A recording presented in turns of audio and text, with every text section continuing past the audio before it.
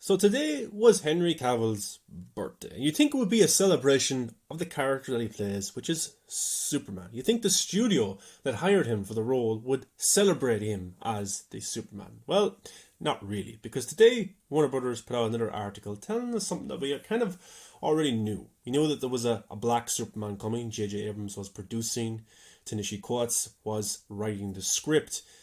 Rumours a few years ago of Michael B. Jordan, but we still don't know who's going to be in the movie, when it's going to start production, but there is a script being written.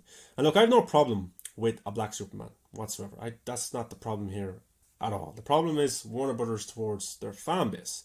Now, I'm sure the film will be a very good film, but will it happen? Warner Brothers have announced so many films throughout the years that have never ended up happening. How can I get excited for a project that hasn't even started shooting yet, isn't even written, and will probably take 4 years to come out in theaters? So to be honest, I'm not too excited. But to not let their fan base know what's going on with Henry Cavill, a Man of Steel 2, a continuation of this character, is a bit ridiculous and a bit of a spit in the face towards the fan base, because for years we've been looking for a sequel to Man of Steel, even Henry Cavill. Henry Cavill is the most successful Superman of all time. Man of Steel, highest grossing Superman movie, Batman v Superman, big movie as well. You could arguably say that Zack Snyder's Justice League is the most streamed Superman movie or show of all time. You know, he's big in the character. People love Henry Cavill. They look at him and they see Superman. The guy builds a PC. People go nuts for it. He's the Witcher.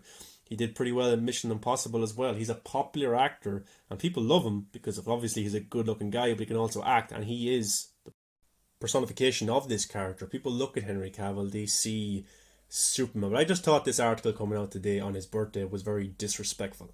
And disrespectful towards the fan base that have looked for a sequel to his movie for years.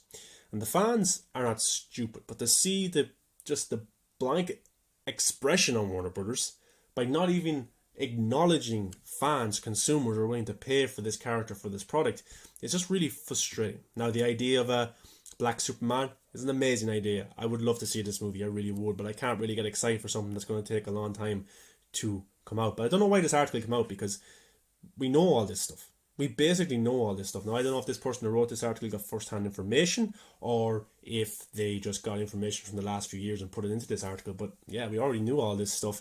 But let's get into it. Okay, so after enlisting Ta-Nehisi Coates to write the latest feature on the superhero, the studio is searching for its director and star as it kickstarts the next phase of its DC universe. Well, Birds of Prey and Shazam referenced Snyder's world. What's the next phase? You know, is it the multiverse? Is that the next phase? Is it standalone movies that are not connected together? You know, they talk about Barry Jenkins or Ryan Coogler maybe as a possible director because they want a black director. I think Ryan Coogler will be very much busy with Wakanda Forever, the sequel to Black Panther, and of course that will probably be a trilogy, and I'm sure Marvel will want to keep hold of him and don't want to lose another director like they did with James Gunn, who was going back and forth. Barry Jenkins, of course, could be another possible choice. Stephen Cable Jr., G.D. Dillard, Regina King, all fine directors. Shaka King as well. So like I don't know who's perfect. I think Zack Snyder did a pretty amazing job back in 2013. But yeah, a new fresh take on it will be interesting, but I'll get to the point why I disagree about what kind of character they're going for. Coates isn't expected to deliver his Superman script until mid-December. So, you know, I don't know why they're talking about Marvel here as well. Marvel are rushing to get their film done, but COVID delayed that. But, like, yeah, mid-December, okay, that's pretty cool, but why do we need to know about this? I don't know why we need to know as a fan base. Coates is crafting the Kal-El in the vein of the original Superman comics and will have the protagonist hail from Krypton and come to Earth.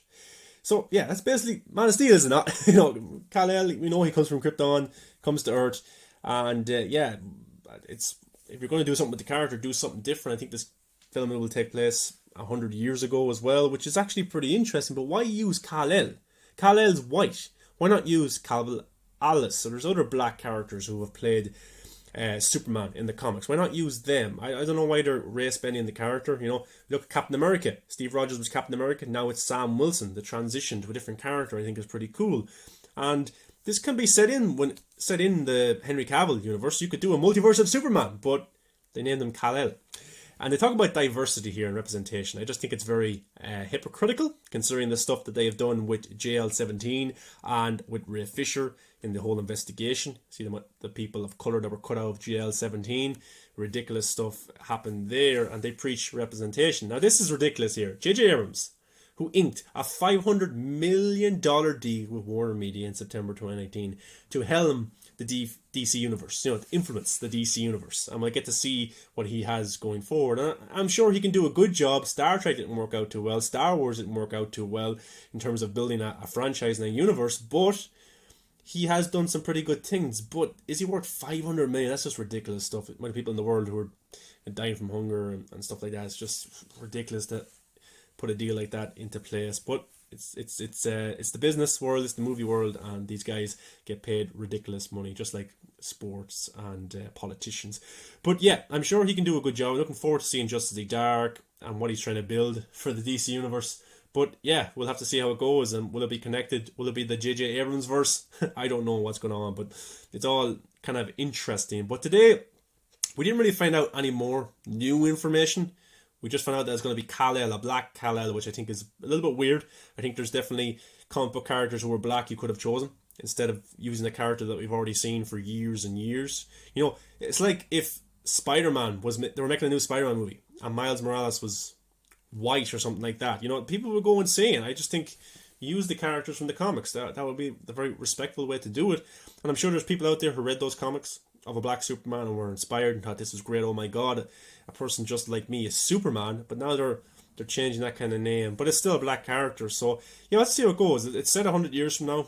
The character will come from Krypton, obviously.